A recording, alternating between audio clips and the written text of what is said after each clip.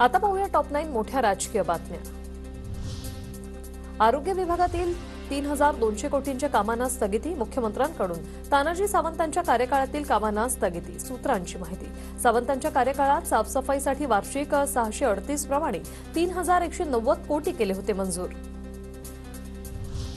सार्वजनिक आरोग्य विभागानं योग्य पद्धतीनं काम केलं पाहिजे। एखाद्या गोष्टीत अनियमितता असेल तर तपासणी करणं क्रमप्राप्त, चुकीची गोष्ट थांबली पाहिजे। आरोग्यमंत्री प्रकाश आंबेडकरांची प्रतिक्रिया।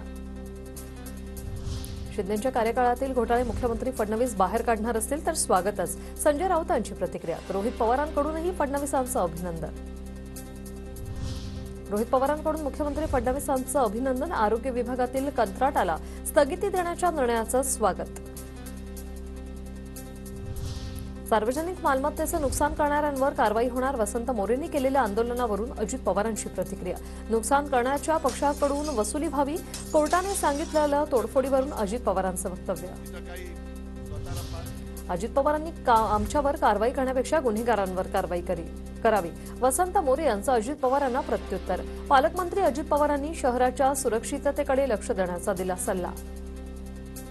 माझ्यावरती गुन्हे दाखल होणार असतील तर बिनधास्त होऊ देत, पण त्याच्याबरोबर या शहरामध्ये जे काय दिवसेंदिवस गाड्या फुटतात आहे, कोयता गँग फिरतीये, मर्डर चालू आहे दिवसा ढवळ्या, ह्याच्यावरती सुद्धा काहीतरी पालकमंत्री म्हणून कारवाई कराव्यात। इंद्रजीत सावंत धमकी प्रकरण कोरटकरनेच धमकी दिल्याचं सीडीआर तपासातून समोर।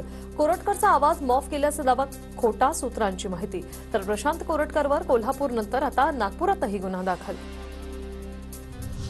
छत्रपती शिवाजी महाराजांसह इतर महापुरुषांचा अपमान केला जात असेल तर अशा लोकांची मुंडकी छाटून काली मातेच्या गळ्यात मुंडमाळा घातली पाहिजे, कालीचरण महाराजांची संतप्त प्रतिक्रिया।